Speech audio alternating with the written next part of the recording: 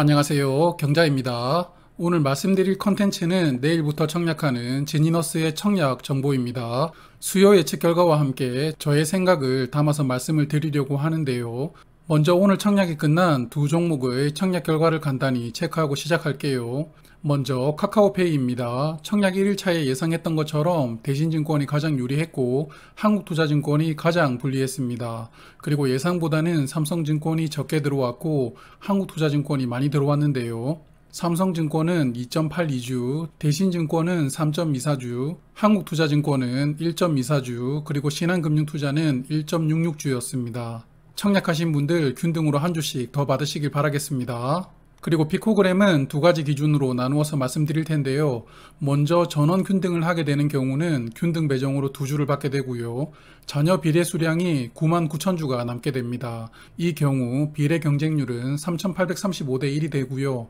그리고 전원 균등 방식이 아닌 일반 배정 방식의 경우에는 균등 배정으로는 한 주에서 두 주를 받게 되고요. 비례 물량을 사용하지 않으므로 비례 경쟁률은 3041대 1이 됩니다.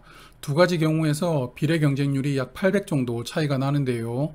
어떤 기준으로 배정할지는 내일이면 알게 될 것 같습니다. 그럼 지니너스의 사업부터 간단히 소개해 드릴게요. 지니너스의 대표이사는 현재 삼성 유전체 연구소장을 겸직하고 있습니다. 대표이사는 2013년부터 연구소장으로 재직 중인데요. 18년도에 유전체 분석 관련 핵심 기술 3개를 삼성병원으로부터 기술 이전 받고 지니너스를 창업하게 됩니다.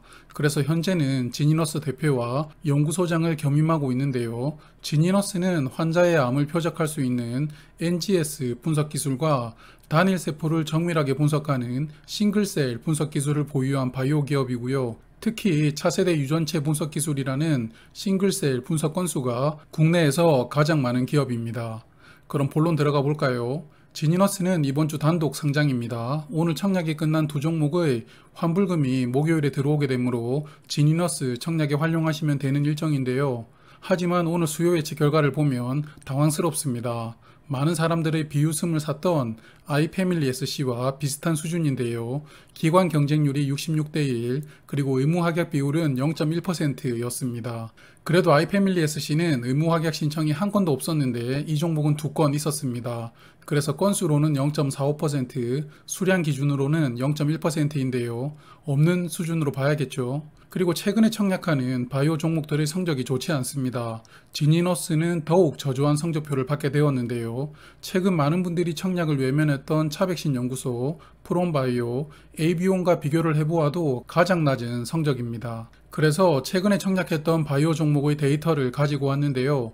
그래도 4종목 중 3종목은 수익을 주었습니다. 시초가, 종가 기준 모두 공모가 이상으로는 상장일에 마무리되었으므로 그래도 나름 선방했다고 보이는데요.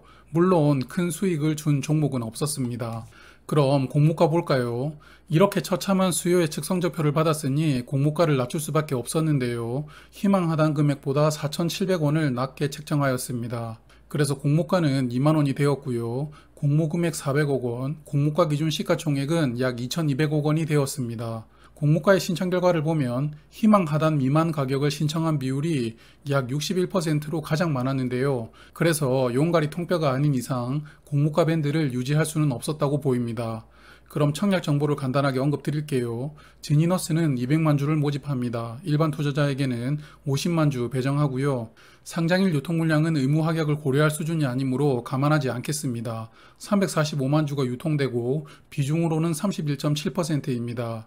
그중 기존 주주 물량 비중이 13.7%인데요. 상장일 유통 물량은 보통 수준으로 보입니다. 주관사는 메인이 대신증권, 서브는 NH투자증권인데요.